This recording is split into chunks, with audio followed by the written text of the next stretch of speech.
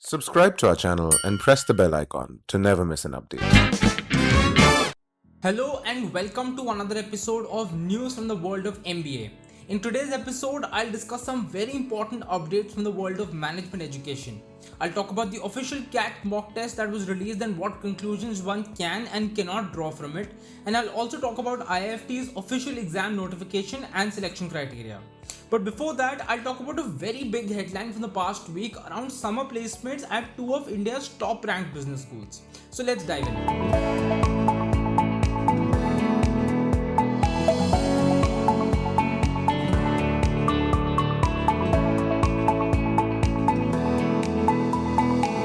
The job market in 2020 has been very tough. Many MBA graduates of the class of 2020 lost their jobs or had their job offers deferred, not just in India but across the globe. Many business schools, including top IIMs, made the decision to delay summer placements for the new batch by about a month due to the pandemic. But some good news has come in from the B school world, which definitely bodes well for MBA students in the country. Two of India's top business schools, IIM Kozhikode and MDI Gurgaon, have successfully completed summer placements for the new MBA batch. At IIM Kozhikode, the summer placements process attracted 144 recruiters who extended offers to 541 students at the institute. Top recruiters including Accenture Strategy, Amazon, Asian Paints, Boston Consulting Group, Citibank, Deloitte USI, Flipkart, Goldman Sachs, JP Morgan Chase, Microsoft, PwC and TAS extended an aggregate of 146 offers to around 27% of the batch. IMK saw the highest internship stipend for 2 months being offered at Rs 3.2 lakh and the average stipend at Rs 1.88 lakh. The median stipend stood at Rs 2 lakh, with the top 50% of the students securing an average stipend of Rs 2.6 lakh. At MDI Gurgaon, the highest stipend jumped by 25% to Rs 4 lakh and was offered by two companies, Sprinkler and Media.net. In terms of sector-wise recruitment, the FMCG/FMCD sector led the pack with 70 offers, while BFSI and e-commerce rolled out about 50 offers each. More details will be made available when the institutes release their official summer placement reports. If you're looking for a career in any of the 7 major specializations, that's consulting, finance, information management, marketing, operations, technology, and entrepreneurship, there are specific business schools that you can actually target. QS has recently released MBA rankings based on the 7 major specializations. For consulting, the top 5 business schools are INSEAD, London Business School, MIT Sloan, Columbia Business School, and Kellogg. For finance, the top 5 business schools are the Wharton School, Stanford GSB, Harvard Business School, Columbia, and Chicago Booth. For marketing, the top 5 business schools are Stanford GSB, Michigan Ross, UCLA Anderson, Indiana Kelley, and USC Marshall. You can read more about the top business schools in the world for various specializations on the official QS website.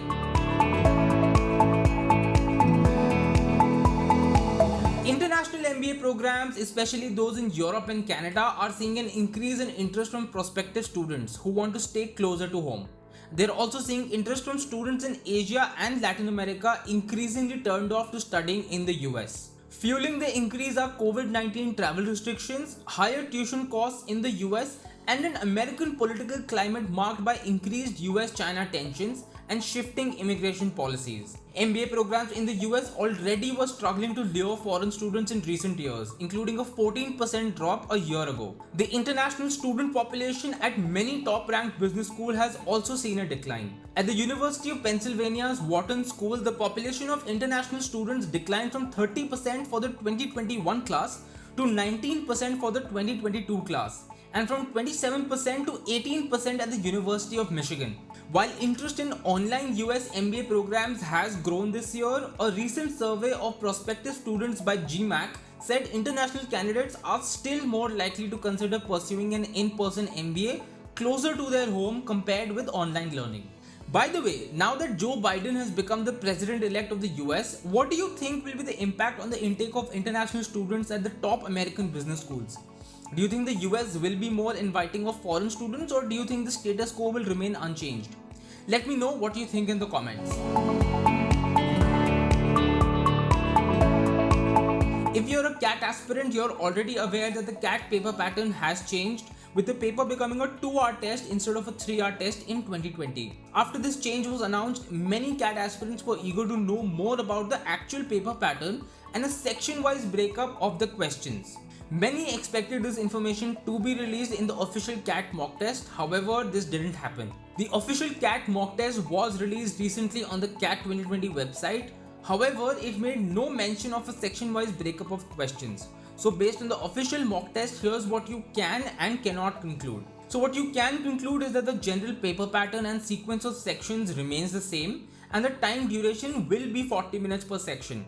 There will also be MCQ and non-MCQ questions as well, as has been the case in the recent past. What you cannot conclude is the actual number of questions that will appear on the exam on the 29th of November.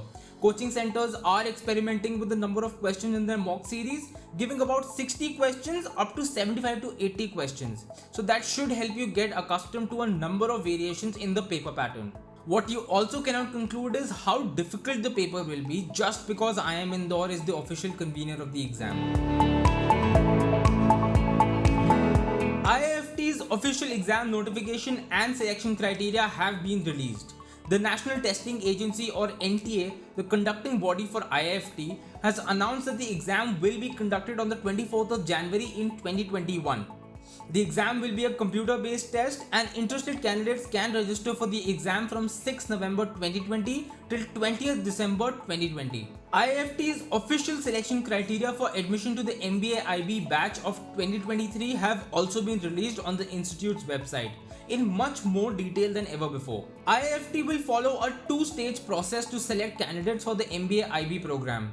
In stage 1, candidates will be shortlisted for the WAT GDPI round. The shortlisting of candidates for the WAT GDPI round will be done on the basis of IIFT entrance exam percentiles, including sectional cutoffs. The cutoff marks for female candidates across all categories are 2 less than the actual cutoff, in line with IIFT's policy of gender diversity. In addition to the above stated criterion, marks obtained in 10th and 12th will be considered. To ensure balance in class composition at IIFT, up to 5 points may be awarded to non-engineers.